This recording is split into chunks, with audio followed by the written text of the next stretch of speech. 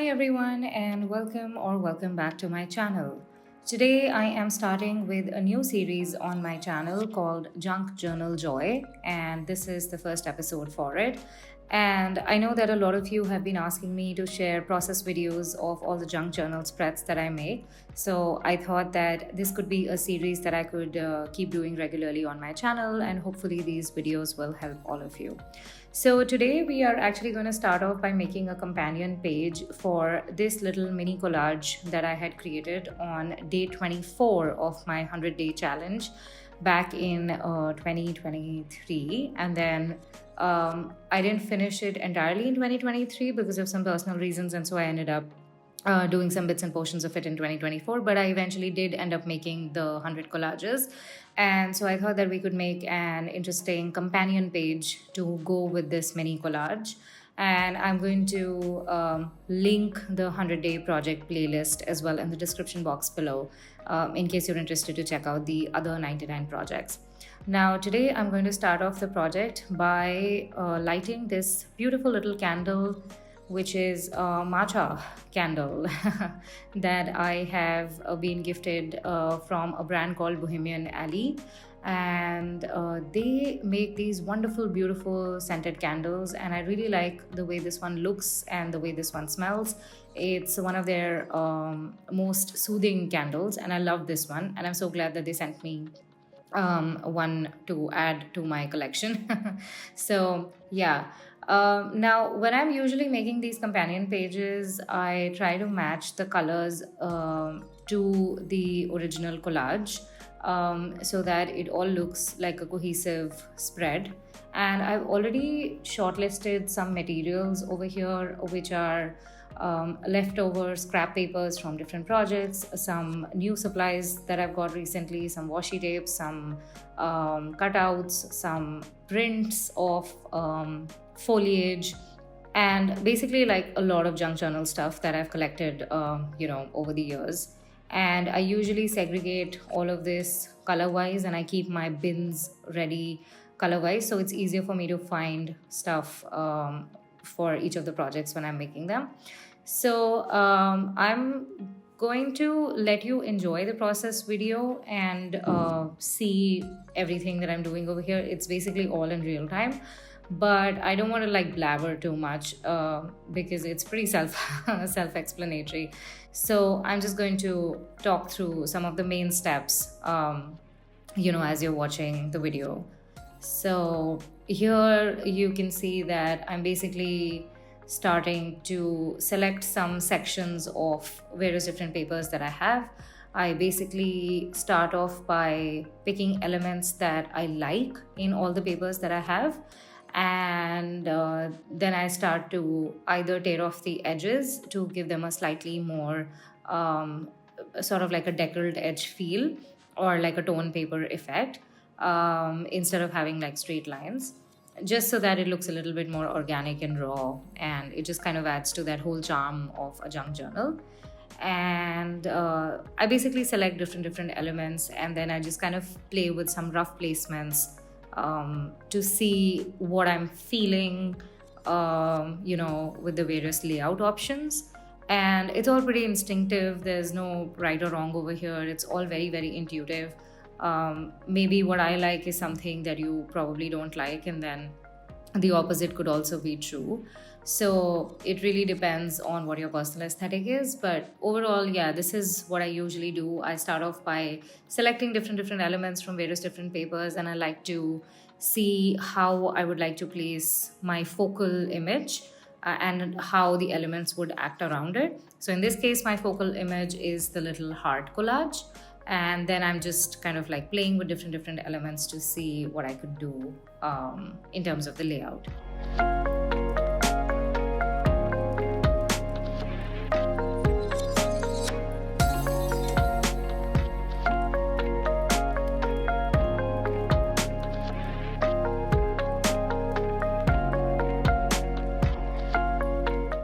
I ended up selecting a few of these leaf photos because I felt like they kind of matched the vibe of the background behind the tiger. And I like the fact that this was also a black background with green leaves, which again sort of gives like a very cohesive, unified feel in the whole spread. So I selected some of that, and then I just kind of like decided to read what was written over there before I decided to tear it off. So sorry, it's a little bit out of focus, but yeah, it was basically for my eyes instead of the camera lens. I was just trying to see what the words were. So yeah, just kind of tearing those off so that in case I feel like using them later on, then I have the option to do that. And then again, I'm just kind of like tearing off the edges because I wanted to match the tone edges of the green background on the right side of the journal. And so similar look and feel in the images just tends to unify the whole thing, and it just creates a lot more harmony in the piece, which is why I'm just going for the tone edges over here.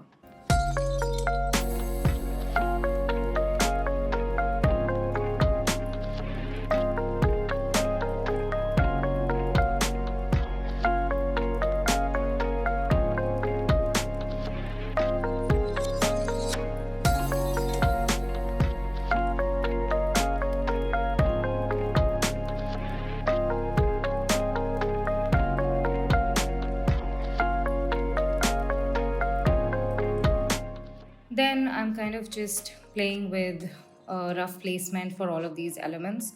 And I like to have a rough placement with me before I start to glue down everything.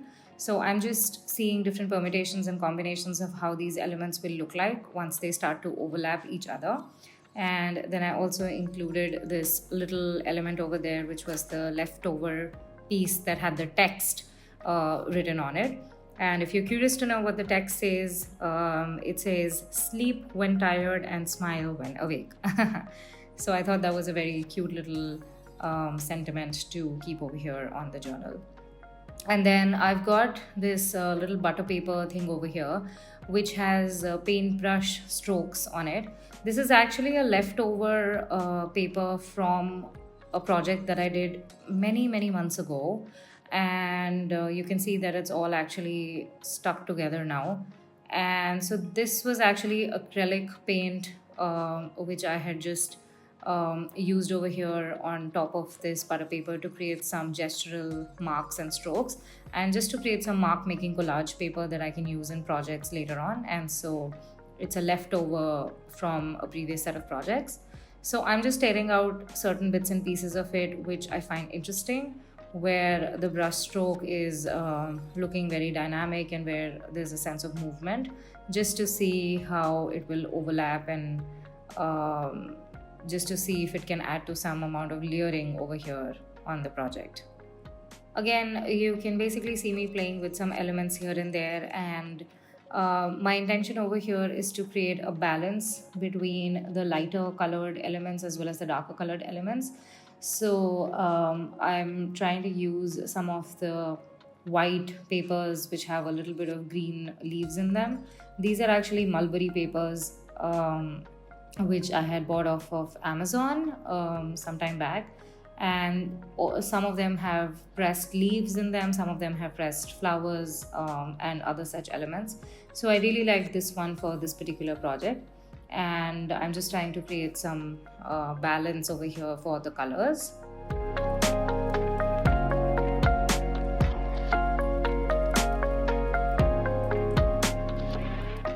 And so once I have a rough idea of where each of the elements is going to go, I start to glue them down. For this step, you can choose any glue that's easily available to you. In this particular case, I'm using the stick glue, which is acid free, and it's great for sticking the elements on this journal, which has like a really, really thick paper. So this glue has been doing a great job for me. And you can use any student grade regular craft glue for most of your junk journal projects. They don't really demand any special elements, and that's what I love about junk journaling. You can basically just pick up whatever you have available with you and stick it together aesthetically in your junk journal, and it's going to look absolutely perfect. Unlike serious art projects where you really need to think through your supplies and you really have to worry about the quality of each of your supplies, Junk journals are very, very forgiving, and so you don't have to worry about the supplies over here. Use what you have and get started with whatever is easily available to you.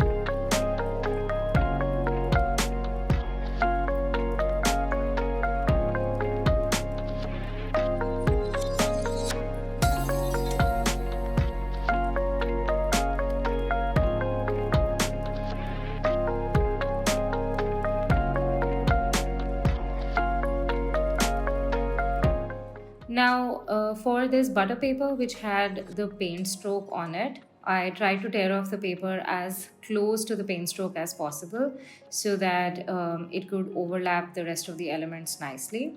And for something like this, I try to use the matte medium because it tends to fuse really well with the layers under it.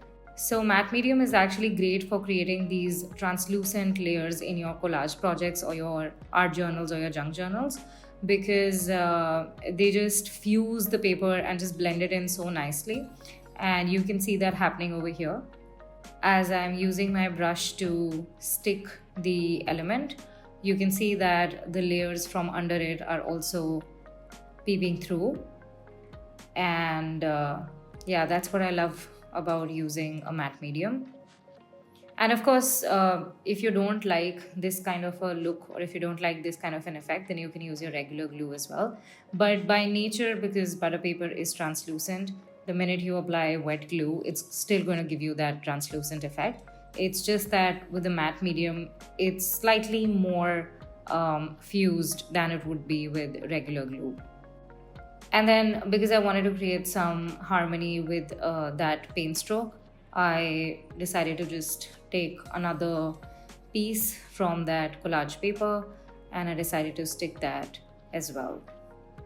And to be honest, at this point, I regretted my decision because when I looked at it from a distance, I was like, ew, what am I doing? These two elements are just not going with the rest of the page. And like, what is my motivation over here? What's my intention? And I was a little upset with myself for not thinking this through.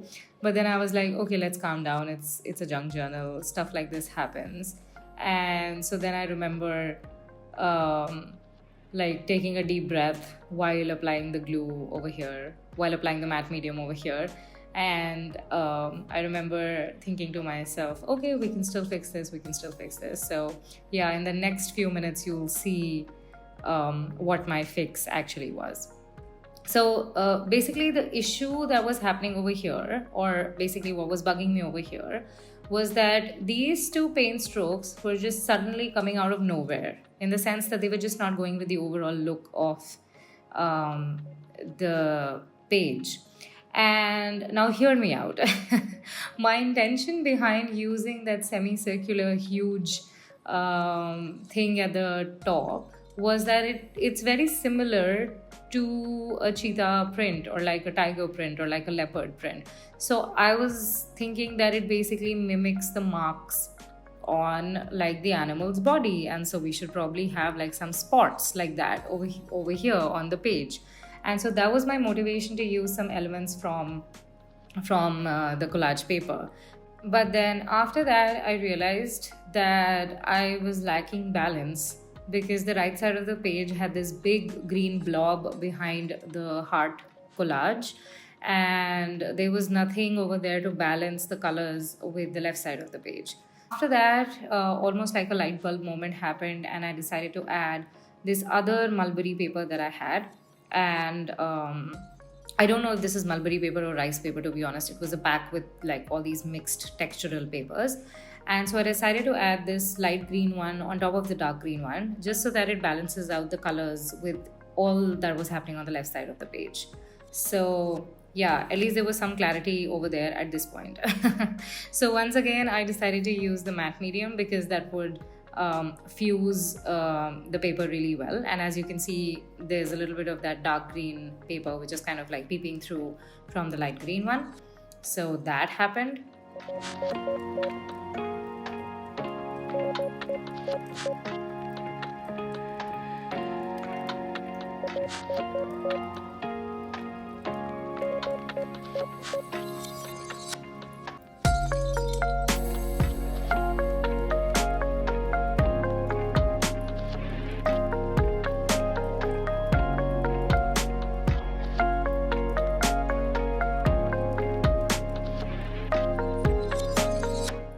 And then after that, I thought that I could add some more eucalyptus leaves behind, which were kind of going very matchy with the eucalyptus little paper that I had over there, which was sort of like an illustration or a cutout from one of the ephemera bundles that I had.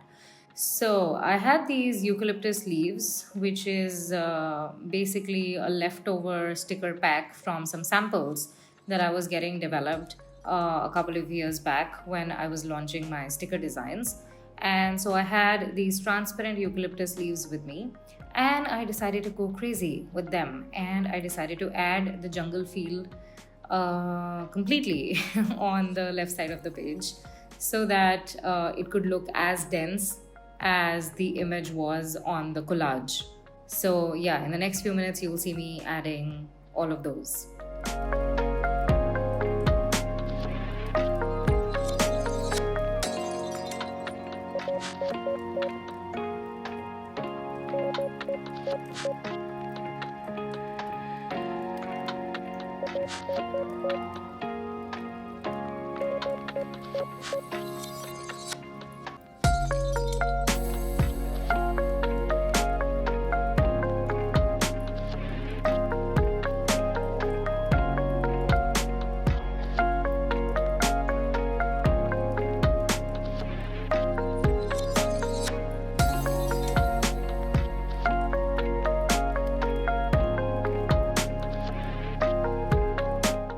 And then once I added those leaves, I don't know why, for a moment, I wanted to see what the collage would look like if I placed it on the left side of the journal instead of the right side.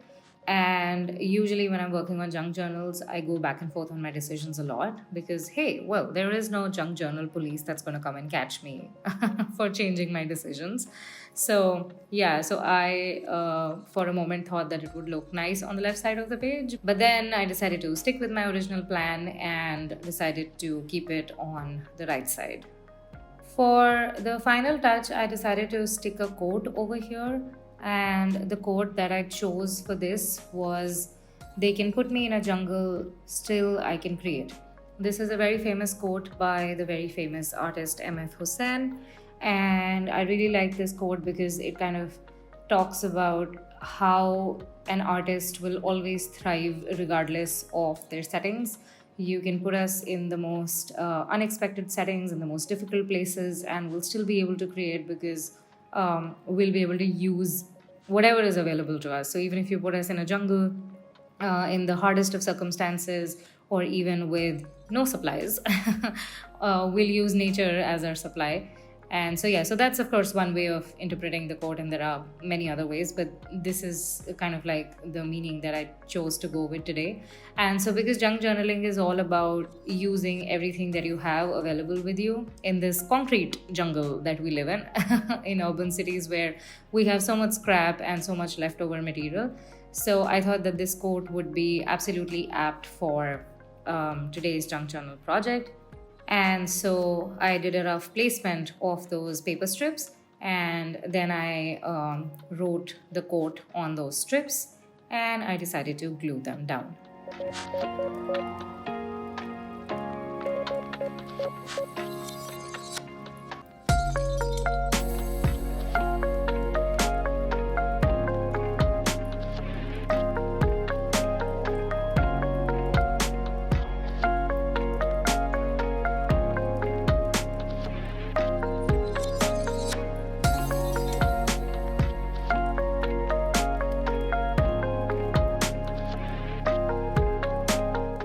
I wanted one of the eucalyptus leaves to sort of overlap the quote, which is why I kind of changed the positioning over there a little bit.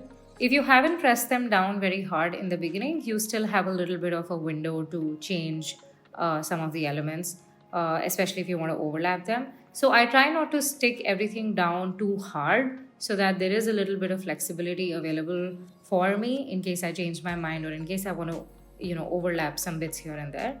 And that's how I do most of my journaling projects. But then, as you can see on the right side, I did struggle a little bit. It didn't come out as easily as I wanted it to. And so, yeah, eventually it did come out. So basically, if there's one thing that you can take from all of my junk journaling videos, it is that don't stick the elements very, very hard right in the beginning. Just wait till you completely make up your mind and then go about sticking all the elements. So yeah, keep some window and some flexibility to play.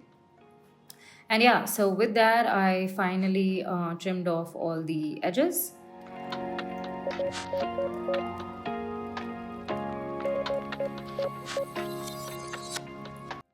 And once the edges were trimmed, it was time to place the collage. And I reused the photo corners, which were holding the collage earlier on my journal page. So these are photo corners which I often use to store my collages or to store my Zentangle projects in journals. I've actually made a video about this earlier, so I'm going to link that as well in the description box. But then, yeah, the thing is that once you remove these photo corners from the journal where they were stuck initially, they are then going to lose their stickiness, or they're going to lose their adhesion. And so, yeah, so you need to put an extra glue behind them if you're trying to reuse these photo corners. And so, yeah, so I'm just putting extra glue because these have lost their stickiness because I just removed them before starting the project. And so, yeah, I reused my photo corners as well, and so they did not get wasted. I love these photo corners because they make the whole experience of junk journaling very interactive. So if somebody is going through my junk journals and they just want to pull out the collage individually and just enjoy the collage, then they can do that. So the photo corners give you the flexibility to independently enjoy the collage, and like I said, it makes the whole process very interactive. So yeah, that was my final journal spread. I hope you enjoyed the process video for this particular spread. And as I promised, I'm going to be sharing a lot more process videos of all my junk journal spreads over here on my channel. Please, please, please don't forget to subscribe, and I hope you also follow me on my other social media channels. So till the time I'm editing my next video, keep creating, and I'm going to see you all very, very soon. Bye!